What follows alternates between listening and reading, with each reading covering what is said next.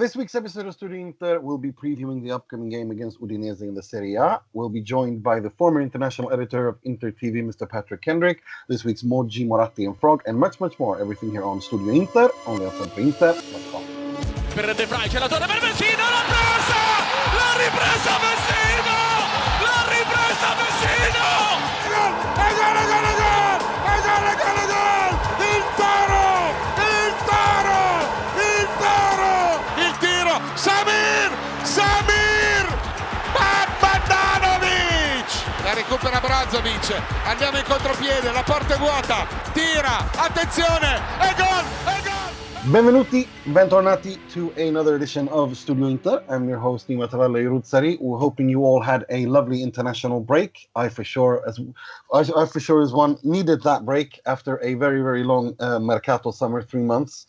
This occurs every now and every 2 years, and when it does, afterwards, you're pretty drained. So I've had a nice little break from the mercato, but not going to dwell too much on that. Let's get to it. I'm joined here today by the SempreInter.com preview writer, Mr. Mo Nassar. How are you, Mo? I'm great. Looking forward to the Serie A, getting back into this weekend. Yes, and it's a slightly different Studio Inter for you. You're going against your nature, but we'll get into that later on. You're not, as everyone who listens to the show usually knows, Mo is Mr. Positivity, but this week he's negativity, and he's promised to give an old man rant, so I can't wait for that. And we're also joined for the first time this season by our very good friend, Mr. Fulvio Santucci. Welcome, Fulvio. Hi, Nima. Hi, everyone. Good to be back. It's really good to have you. Hope you had a nice summer break. Yes, thank you. And I hope everybody have a nice summer break, because actually we deserve that. Indeed, we did after all the drama. But we'll get into all that. And we're also joined by Mr. Will Beckman, who writes for SempreInter.com and used to on Serpents on Madonnina. And, well, I used to call him media personality, Mr. Will Beckman, but he doesn't like that, so I'm not going to. Hi, Will. Correct. Good evening. The international break is over, thank goodness. Yes, it is. It does. The first 2 days of that break every year feels good, but then it kind of gets pretty draining. But let's not dwell on that, because we are joined by a very nice, interesting and great guest that I've been wanting to get on Studio Inter for quite some time. He used to be the former international editor of Inter TV. He used to be on Benfica TV. He's a Serie A commentator for the international feeds, making his Studio Inter debut. Welcome, Mr. Patrick Kendrick. Good evening, everyone. Or I guess it's a podcast, isn't it? So there's probably no time references. So let's say hello, everyone. Great to be here, and a bit of a false start there, but yeah, thanks for having me on. I appreciate it. It's always good to have you on. We've all got questions, because you, as I mentioned, you used to be on Inter TV. You were the international editor there. I wanted to ask you a little bit about that, because as far as, maybe I'm wrong, but when you started at Inter TV, that was the first time they had an international editor, I think. Could you tell us a little bit how that came about? I can, yeah. It was the first time that they had employed an in-house English native speaking journalist. Yeah, so I felt very privileged actually to be a part of that. It seemed like a no-brainer to me, just with the way that Serie A is going, with the way the international football is going, and of course Inter being such a forward-thinking club, and the sort of international nature of the club. I had worked on a freelance basis previously with the club, and funnily enough, I just moved from Milan back to Lisbon about a week before I got the call from someone I know at Inter, actually, who's a guy called Roberto Monzani. You're probably familiar with him. He's a sort of de facto boss, although that's probably got sort of mafia connotations, hasn't it, of the Intermedia house. He's doing some brilliant things there. And he said to me, are you still in Milan? Are you interested in working at Inter? And I said, I'm not still in Milan, but I'm interested to hear what you had to say. And so my girlfriend hated me. She stayed with me, but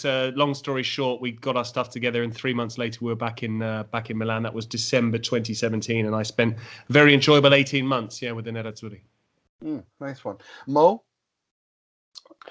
Yeah, Patrick, I just wanted to ask you, we've seen the Inter Media House in general upping its game over the last 3 or 4 years. I mean, 2 or 3 years. How important do you reckon this is for a club with Inter's ambitions to be able to generate that sort of content? Does it really matter? I mean, I've certainly enjoyed a lot of it, but how important do you reckon this sort of internally generated quality content is for a club's reputation and bottom line in general? I think it's vital. I really do. I was initially a little bit cynical, because we're all football fans at the end of the day. I mean, I'm neutral now, having to sort of the day job as a commentator.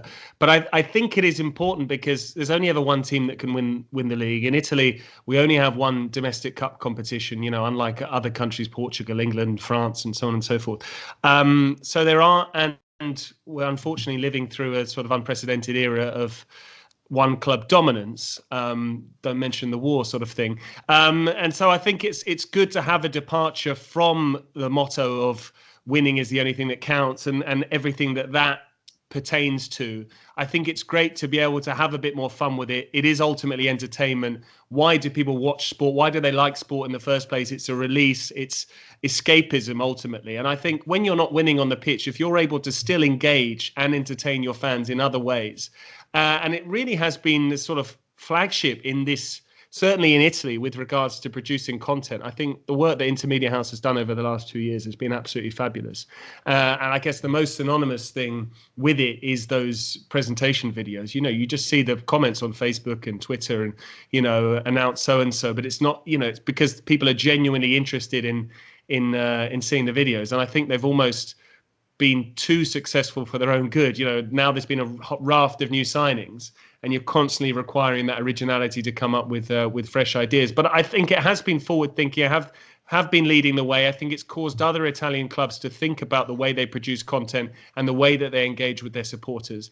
And it's been some light relief, because Inter are historically one of the biggest clubs, and to this day one of the biggest clubs in Italy. But when you have the same team winning the Scudetto 8 years in a row, then there comes a time when you have to sort of glamorize fourth place and Champions League qualification, what pertains to that, and you have to show that the club is moving forward not only on the pitch but off the pitch. And I think that's what's been the best thing about Inter Media House. Fulvio, did you have a question for Patrick? Yeah. Hello, Patrick. So since you are skilled in communication and speaking about this, we witnessed a lot of improvements especially during the last 2 years in the intercommunication on the internet channels that spread throughout the world. We see this brand campaign this summer, Not For Everyone. So I would like to ask you, in your opinion, of course, and since you work actually for Inter, where did you see the most significant improvement, in which areas, and where the opposite you see room for improvement or areas on the communication on which Inter is struggling a bit and should improve? I think the communication side, once you hire an English journalist, which was my role, I can only really speak to my role, but I saw improvements elsewhere. There's a lot more expansion into the Far East market. I think clearly that's only ever going to get bigger. So it is just a first step. I mean, I have obviously been replaced by a very good journalist.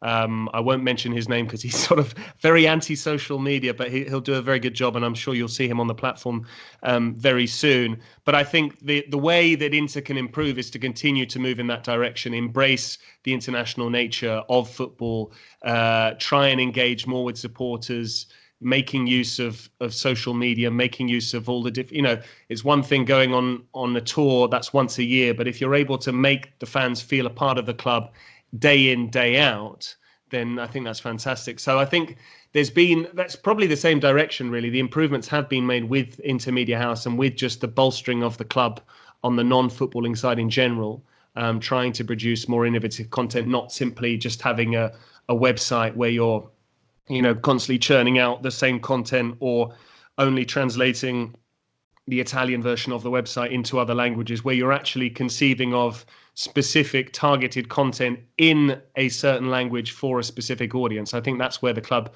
have made improvements. There's still a long way to go. I think that's what I would suggest there. Nice one. Will?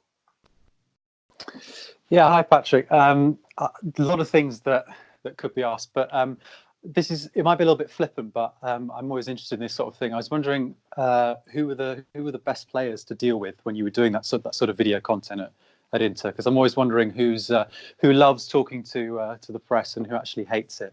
Is there anyone who was particularly enjoyable to work with when you were making a video or doing a post-match interview? Who was the most accessible? Well, it won't come as a massive surprise because of the sort of role that he has. Well, that position has within a squad. Tommaso Berni was very popular. He's a very cultured individual. He's travelled a lot. He's a very interesting man. He's very humble. He'll talk to everyone, and he loved getting involved in things like that. Ranocchio was very good to deal with as well. I know he sort of has that label as the sort of unofficial captain of the team. He's a class act. I mean, they're all professionals. They have it within their contract. Some players are more, inclined to help out and to really throw themselves into it than others. Others are easily talked out of it. There's a sort of peer pressure element that comes into it as well. If they see someone enjoying themselves doing something, they're more likely to get involved. Football is just big kids at the end of the day. Whereas, if they see their mate who's a bit more reluctant, it's like, oh, yeah, they made me do this, then they already come in a little bit defensive. Yeah.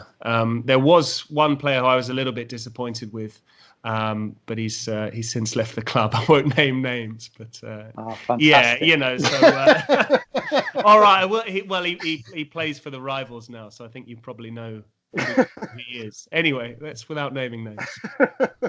That's brilliant. Former loanee, shall we say? Anyway, let's move on. Right. I wanted to ask you a little bit about how. I mean, you said Monzani asked you to come on as that role has never.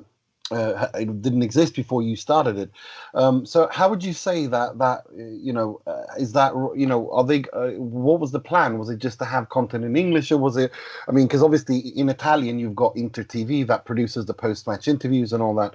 I mean, do you think that that one day Inter will just create English content, or maybe content in other languages other than just Italian, exclusive to that language? They've made big strides with English on the platforms available to them. So things like YouTube, where you can just upload content. It's a little bit more difficult, as you obviously know, when it comes to television rights. And, that I think I know that obviously MUTV have content all over the world. I know a colleague of mine works at Real Madrid. They have their own English TV channel, but that's streamed on the web. And I think it's sort of... it's almost a sort of propaganda vehicle. I'm going to get myself into trouble.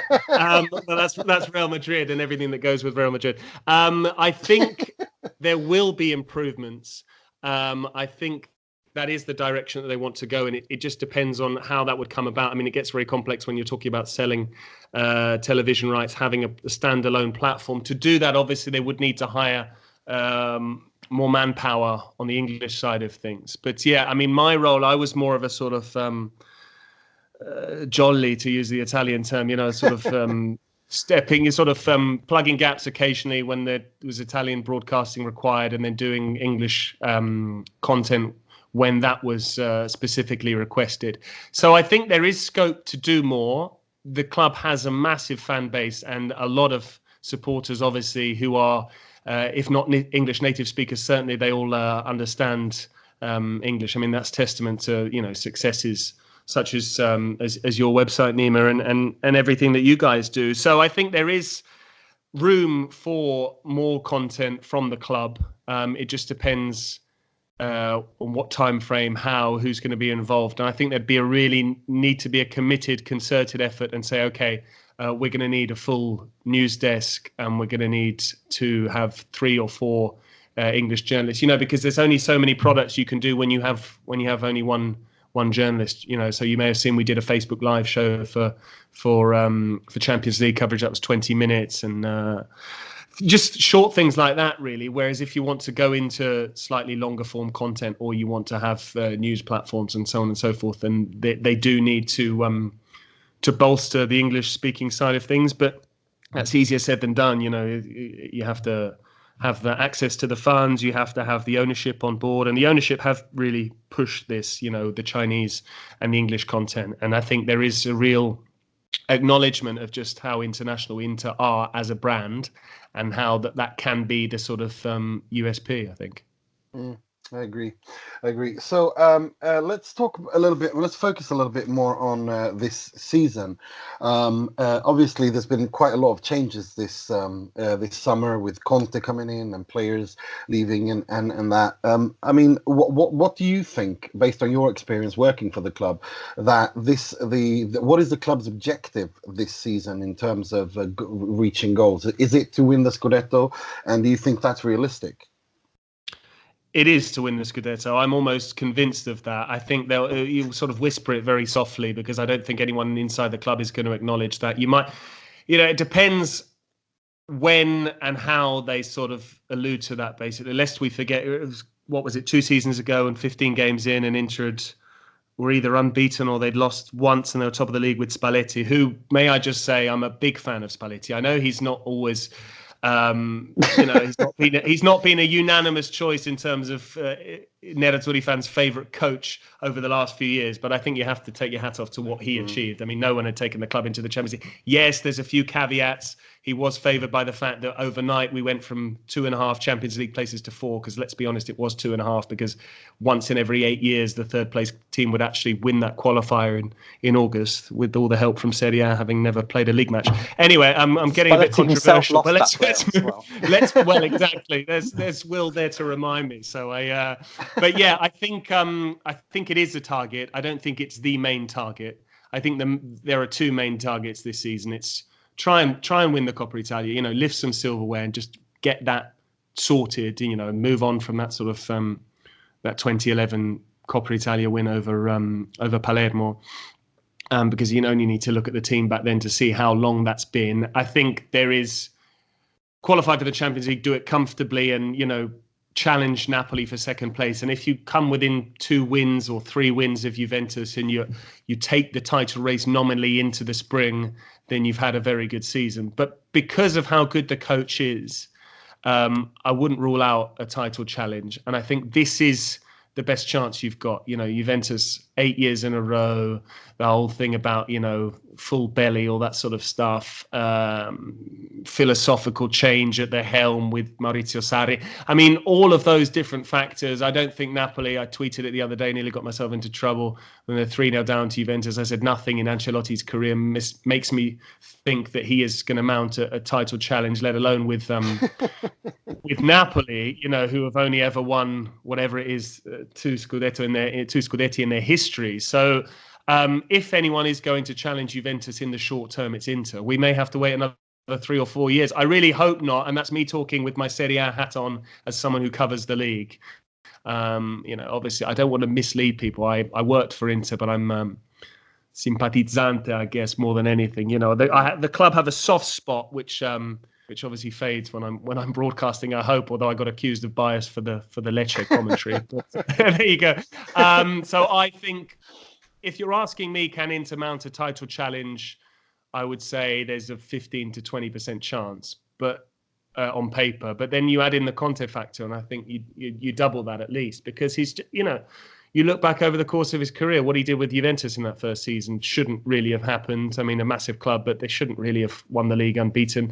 And he's absolutely convinced in what he's doing. And I think the squad is better than people give it credit for, to be honest. I just wonder if there's going to be enough goals coming from midfield, really. I think it's going to be a lot of clean sheets required again from Handanovic et al. Yeah. Will, you had one more question you said you wanted to... Yeah, I was just going to say that, actually, Patrick, my favourite tweet from yours during that match was when at half-time you said, that winning goal from Koulibaly has never felt so far away. And, then an hour later, he came full circle. No, that actually had nothing to do with the question I was going to ask. I was going to ask something a bit more serious, actually. Obviously, this has been a rather depressing week again in terms on the racism front in Italy after Romelu Lukaku's abuse in Sardinia. I was just wanted to get a perspective from somebody who's been working in Italy and obviously for Inter about, firstly, as a commentator, what have your experiences been of racism? Is it something that you sort of see wherever you go, or have you not seen too much of it in first person? And also, I always wonder if the media do enough in Italy to cover this kind of stories, because I was listening to the radio the day after the Cagliari match, and it wasn't mentioned, and then you get the front pages that might sometimes sort of squeeze it in on a bar on the side, or have a sort of something a few pages in, but it doesn't. Do you think maybe that there could be more of a push to make this a big issue from those who cover football in Italy? I think there should be more of a push. As a commentator, it's quite difficult because often you're so in the zone and with the headphones on and focused on what you're doing that you're not always privy necessarily to what is going on elsewhere. I think it was pretty hard to avoid in that case. I'd just like to actually say well done to Dave Farrow, who I thought his commentary was very good on that, condemnation, pretty swift on what happened at Cagliari. Ugly scenes. I don't condone it. I condemn it. I think that there have been some sweeping statements from outside the country, from people who see things as black and white, excuse the pun. But we need to remember that, unfortunately, and Fulvio will be able to speak to this a lot more than me, but Italy is still in the early throes of immigration. I mean, look, I'm not. You need to talk to historians about this. John Foote would be someone to talk to this about, if you ask me. But lest we forget, in other countries there's been mass immigration. From Italy there was sort of mass emigration. But Italy hasn't been very exposed to the other, if you will. And I think that occasionally we need to have a little bit more cultural sensitivity. Where I'm trying to be really careful with this, because I was absolutely appalled and outraged, and it's a disgrace. And I saw the statement from a certain section of the fan base, if you can call them supporters, and it's abhorrent. But I think that people should tread carefully when they are trying to make out that this is a black and white issue when it comes to Italy, and people are very quick to condemn, and it should be condemned for what it is. But you should also try and understand what is at the root of this. And then there's more scope, I think, to try and actually go and resolve it. And it needs to be resolved sort of bottom up. The league have to do more. The authorities have to do more. Clubs and their supporters need to hold their hand up and say, this is outrageous, this is unacceptable. Clubs need to distance themselves from certain sections of their fan base. You guys know as well as I do that it's not as easy as that. It's quite easy for us to be here and comment on it, but no player should be experiencing that. And I don't care if it's 2019, I don't care if it's 1960. It is outrageous. It has no place in our game. But yeah, Will, coming to your question specifically, more does need to be done. I don't know how to do it, and I think that's the problem. Education, sure. Bans, yes. Use CCTV footage, but a lot of these grounds aren't particularly well equipped with CCTV. A lot of these grounds are old municipal facilities, and it's a very difficult problem. But I'm going to leave it there, because otherwise, I might say something that I'll regret. But yeah, to me, it's outrageous, and I think it's disgusting, and it makes me sick. But, and it's a very small but and a small caveat. Italy is a complex place, and this is a very complex issue. Indeed. Right. Before we let you go, I just wanted to quickly, I wanted to ask you to look into your crystal bowl, your mystical, and predict the Serie A from places 6-1. And who do you think will be the capocannonieri? Who will win the Coppa Italia? And who do you think will win the Supercoppa? Right. Okay. Well, I'll start with the Super Cup. I'm going to go with Lazio, just because I think Simone Inzaghi's quite good at preparing his sides for one-off cup games, and we saw that back in May. Actually, did the final with Atalanta. I thought they were very good that night. Top six. I suppose I'm going to have to give you them in order as well, aren't I? Yes, you do. I heard last week's episode. Was it Mo that was able to sort of dodge it quite well? Yeah, I'm still not happy about that. All right. Look, guys. I think I did a pretty good job. I think you did. Right. Well, I'm gonna play it safe. Juventus as champions, Inter second, Napoli third. My sort of love for Portugal is going to put me with Paulo Fonseca and Roma a fourth, I think, much against my better judgment. Lazio fifth, and all right, Milan will probably squeeze in sixth, although I'm not sure they'll necessarily be with the same coach at the end of the season. That's controversial. There you go. Bottom three. Did you ask for the bottom three? I can't remember. Yes. I forgot to say. Yeah. Bottom three. Lecce going down, I fear. I'm very fond of Lecce. The Florence of the South. If you've not been, go. It's wonderful. The reggae capital of Italy. Anyway, Lecce, Verona, they're going down as well. I think Brescia might stay up. So then I've got to choose one from last season. Here you go. If the current ownership holds at Sampdoria, don't be surprised to see them finish 18th. With their gung-ho coach and their... I agree with that. Replace certain players and the heavy reliance on a late 30s timeless goal scorer. And then what do we have? The Coppa Italia, Inter for the Coppa Italia, and the top scorer. Let's try and think outside the box. Who could it be? I really don't want to say Roberto Inglese. Oh, there you go. Napoli tend to share their goals around. I'll tell you what, I'm going to finish on a positive note. Romelu Lukaku, why not? Top scorer. Nice one. Right, thank you so much, Patrick. I was just before we let you go, if people want to follow you on Twitter, and also if you got something coming up that you want to plug, then go right ahead. At Patrick Kendrick, I'll just plug my two commentaries coming up this weekend. I guess I'm doing Spal Lazio, and then I'm doing Verona Milan. So nice one. I'll let you envisage how I'm getting across the country on the same day to do two matches. Magic for commentary.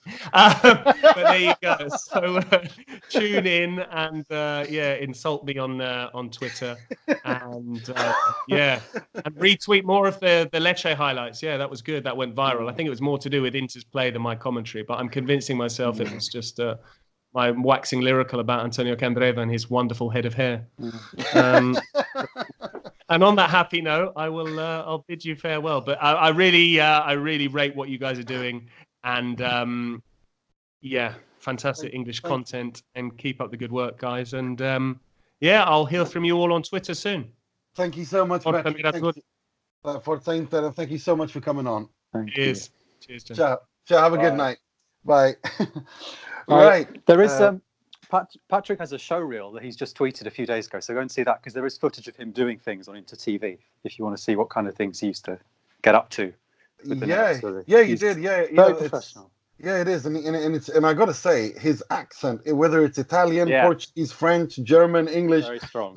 Let's move on. Fulvio, this is you're making your season debut, so I wanted to ask you a little bit what your thoughts were about the Mercato. We all did it last week. I was thinking I was going to ask you to give your grade, the classic Italian 1 to 10. Well, my impressions are positive, to be honest. I think Inter is headed in the right direction, and the Mercato shows what I hoped in the beginning. So get rid of these alleged leaders, such as Icardi, such as Perisic, and it was important to get rid of them because I don't think they have a winning attitude. And they show us that the maximum they can do with the team is to reach the last spot for the Champions League in the last 10 minutes of the season, 2 years in a row, and that could not be a coincidence, right? So I was pretty convinced since the other blackouts that we had in January, such as the previous year, that a change, a revolution was necessary in order to up the level here, and the revolution has happened. Actually, I'm glad that Marotta bring in the players of the international recognized as international, like Romelu Lukaku, like Alexis Sanchez, Diego Godin as well. Should not forget. My impressions are really positive on that, and of course let's not forget about Conte, which is undoubtedly, I think, the best coach that we have in the last 10 years. and also the most paid coach that we have in the last 10 years, and that showed the ambition, that showed the need of a changing that has been acknowledged, has been recognized. Today, Mr. Zhang, our president, has been elected on the ECA. That's good as well. So yeah, I think we are headed in the right direction. I think that we have the condition to do well. I don't know if starting from this season, but sure the project and a project of 2 or 3 years is very interesting, and I'm looking forward to see where it's going. Where it's going. But if you give the Mercato a grade 1 to 10, what would you give? Well, I would say 7, and I would say not so much because we struggle, to be honest, to sell players. If you think about it, we just sold players under 20 years of age, which are very easy. But to be honest, it's been a tough session for all the Europe, not only for Inter, not only for Serie A, but for all the club of Europe struggled to sell players. It was like a domino, The impression was that you need someone to really unblock the situation. That one could be Dybala at some point. Dybala headed to Manchester United, and then a domino could be triggered. But this has not happened, and so everybody struggled. But I think that Inter could have done something better with the sales this year. I'm okay with that, but come to think about it, it could be different, right? At least people like João Mario or people like Nainggolan or people like Perisic. I'm happy we got rid of Perisic, but of course it's like a loan with an option to buy, and Bayern München seems interested in Sané for next year, so I don't take for granted that the close option will be triggered. So that means that Icardi, Perisic, Nainggolan, they could be all here next summer, and that's probably. Jesus Christ. Yeah, but if you think about it, yeah, it's worst case scenario, but still is a scenario, right? So you need to think about it. That's true.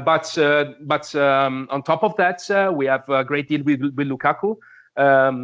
Too bad that we lost Dzeko, but yes, the condition were not advantageous, but because it was like 3 years with a lot of wages for a guy that is going to turn like 34 years old. So seems not like a good deal, but still this was the man that Conte wanted. So yeah, it would be better to bring him in. But it's okay. I cannot really complain about this. The purchases of Inter this year on the Mercato are fine, and Inter is almost complete. It's too bad that we cannot accomplish to fill the lack that we have in the midfield. But let's see what Barella does, because Barella could be the answer at some point. But still, yes, I would say it's a 7. So it was not the great Mercato ever, but basically, as you said in the last week episode, it's the best in a decade. So it's something. Yeah. Right. Let's move on to. So actually, sorry. Before we do, just quickly, I want which 3 sides do you think will be relegated? 1 to 6, Capocannonieri, Coppa Italia, and Supercoppa. Just go. Okay. So start with Supercoppa. I will go with Juventus. Then 1 to 6, Juventus champion, Inter second place, Napoli third place. Lazio for the last spot of the Champions League, the 4th one. Roma for the 5th, and Milan for the 6th. Then the bottom 3, I think Verona, Lecce, and Spal. Too bad for Spal, but I think that's their year, unfortunately. Capocannoniere, I will go with Immobile. I have this sensation about Lazio this year, and when Lazio is in good shape, Immobile scores a lot. So yes, I will go with Immobile. He's even scoring for the national team now. No. It's this is a mystery. Seems that Immobile can only score in only one type of how can I say, one type of conducting the game, the Lazio one, where he had two trequartisti or two fake trequartisti, but still trequartisti. But when we come to Italy, he struggles. He struggles a lot. He's probably have some psychological issues with that. But he scored last time. Right. So who do you think will win Coppa Italia? And il capocannoniere is Ciro Immobile, relegation, Coppa Italia. That's which ones? Who did you have? With the Coppa Italia, I go with Napoli this year. Oh, interesting. But it's just like we say in Italian, it's scaramanzia. Like for what you know, we it's might something have to play Napoli in the semis. So. Exactly. It's something that you don't want to name, but you hope, but you don't want to name, so you name some other one, right? Exactly. I like how you think. I'm very superstitious too. Right. I think that was like Nicola Berti cheering on Juventus before the Champions League final a couple of years ago. He did an interview. Do you remember that? Exactly.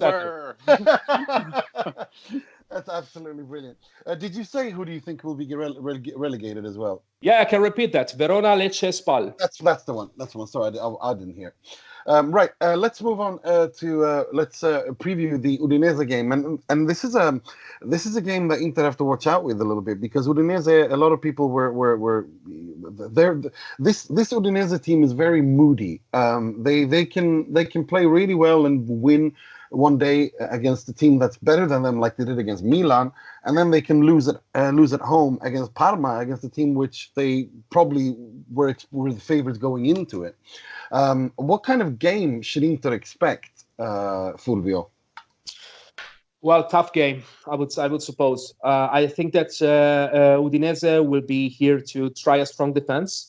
And I think that we all wait for Inter to show something in this kind of games, because that's exactly the games in which we struggle in the Spalletti era.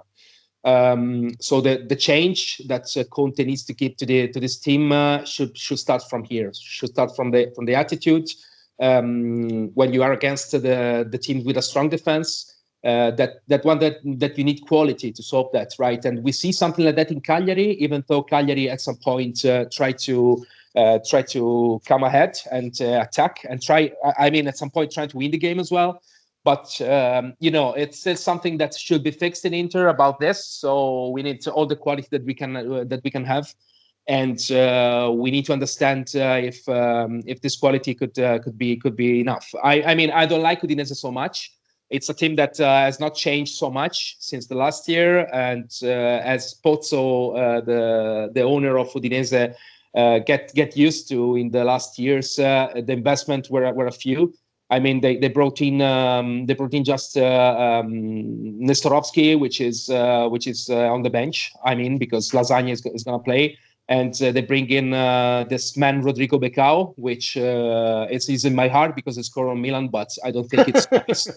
And you bring in this Mato Yayalo, which was on the field on the Inter Siena when the Inter then won the triplete. You all remember the game, Inter Siena 4-3. And Yayalo was on the field, was on the pitch with Siena. So it's an old guy, so nothing really special. And the rest, they keep the Paul, but you don't know at what condition. You don't know if it's motivated because everybody knows that he wanted to run and go to the top level on other team. So you don't know which version of the Paul you're gonna receive this year.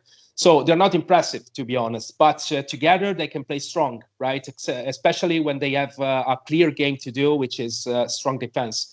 And when you play against Lecce and Lecce try to attack you, it's easy to score goals. But when you play against a team that wants a strong defense and try to get away with at least a draw, it's always difficult. So I'm very curious to understand if Mr. Alexis Sanchez will be fielded at some point, because I think we need exactly this kind of players with this kind of quality. That kind of players that could invent something out of the blue.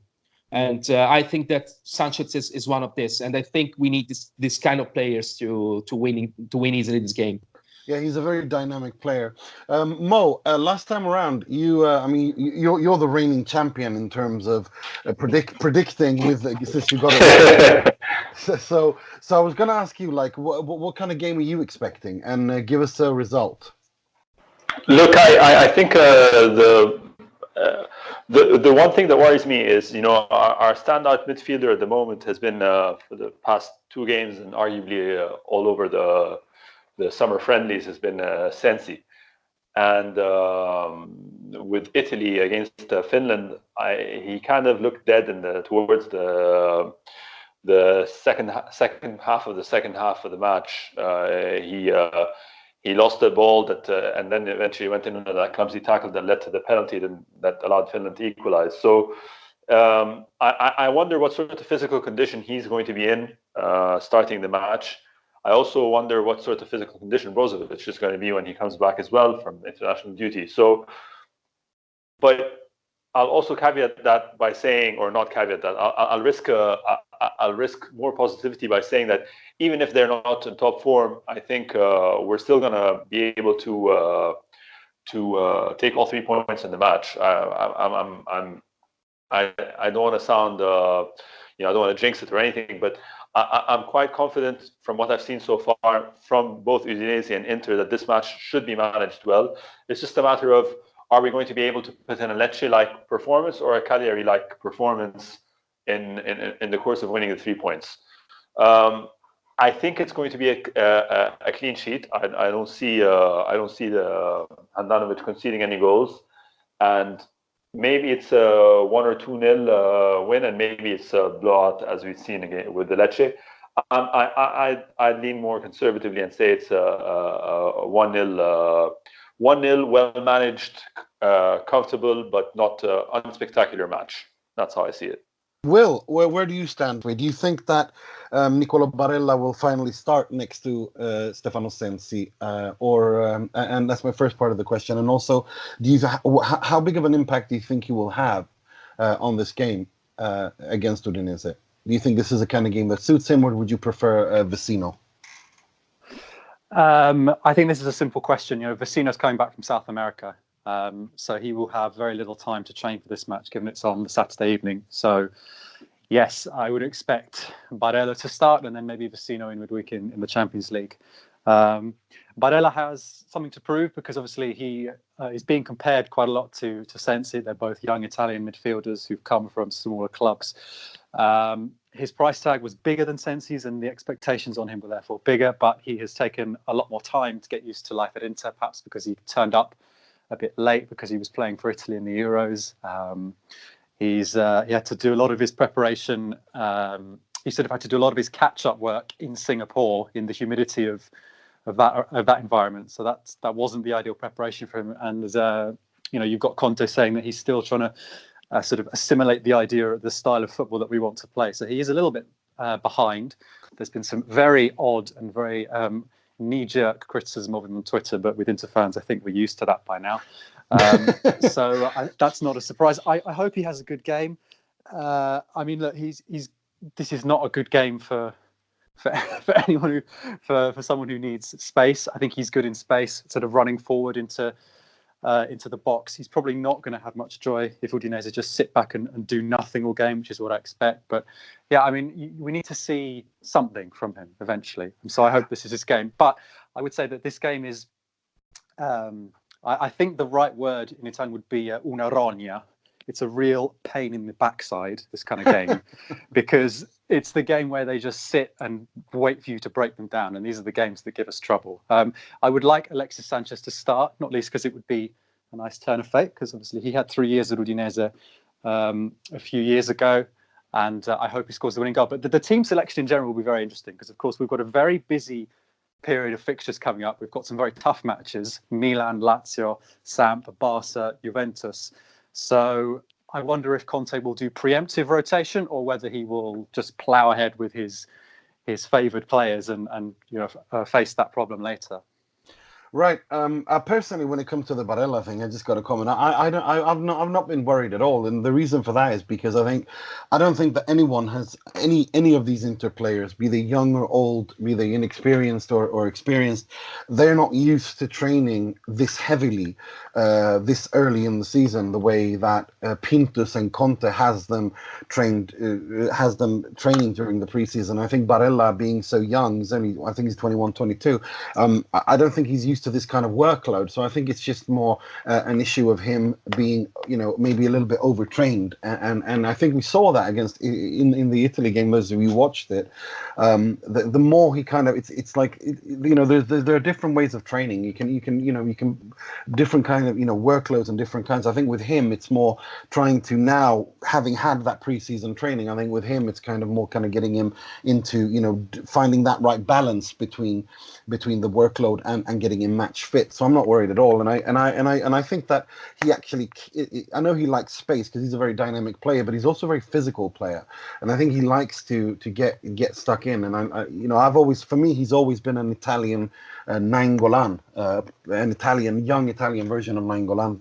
So I think he, personally, I think this is the kind of game where he will actually like it. I think he'll enjoy it. And I've wanted, anyone who follows me on Twitter knows that I've wanted to see this midfield trio of Brozovic, Sensi, and Barella, or as a friend of mine calls them, the Inani, the dwarves. But no, I like them. I think they have all the qualities that a Conte midfield needs. But if I just quickly ask you, could you give us a prediction, scorers and score line? 1-0 Alexis Sanchez to score against his old club. Oh, I like that. Fulvio, could you give us a prediction? 2-0 with Lukaku and a defender, probably Danilo D'Ambrosio. Like that. Mo, did you give a prediction? I gave a prediction of 1-0. I didn't give a goal scorer, but I like a cheeky Lukaku goal. A cheeky one, all right, nice one. I'm going to go with 2-0. I'm going to go with Barella and Sensi scoring. I think the goals are coming from midfield.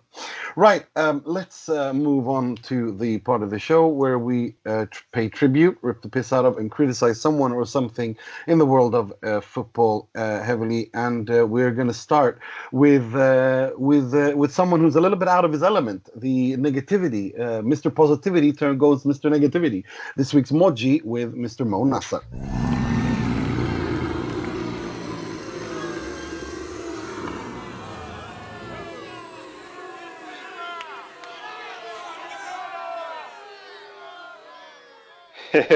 Yeah, so I've been tasked to go against the very fabric of my nature and try and find something negative. Honestly, I mean, usually it's quite easy, but it's been such an uneventful week.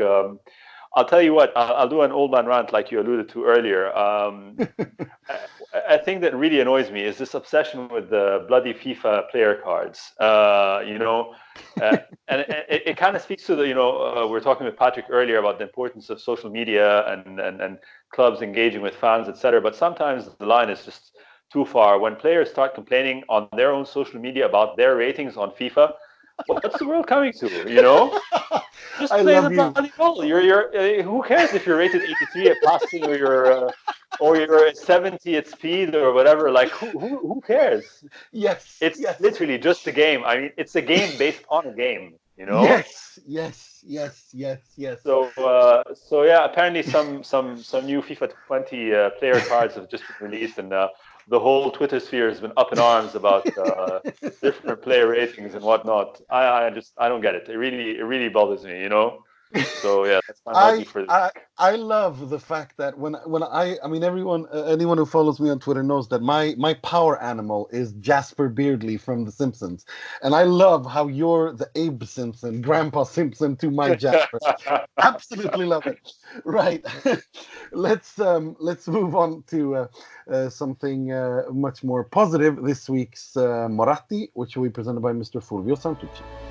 He works a lot, he's intelligent, and he surprises people sometimes with his ideas. not easy to find one person on this qualities. Okay, so I owe an apology to start because actually I criticized one of the players that Inter brought in this summer, and this player is Stefano Sensi. And I think, I mean, everybody knows that this deal was driven by financial requirements. You know, the plusvalenze, the deal with Sassuolo that we are used to, like Politano one. So everything seems to be on that direction, and we seems to be like a normal player. But actually, Sensi surprised us this summer during the preseason and keeps surprising us against Lecce, against Cagliari, and I would say also with the national team. Despite something, you know, yeah, he lost the ball, okay, but he risked to play that ball, right? And that's what it matters at the end of the day, because the next time he could play the ball differently and trigger a good chance. And that's what Inter needs. Inter needs quality, and Sensi has quality. I mean, Sensi has never played in that position during his career, at least as far as I know, as far as I'm aware. He started as trequartista, and then he was moved to the regista position.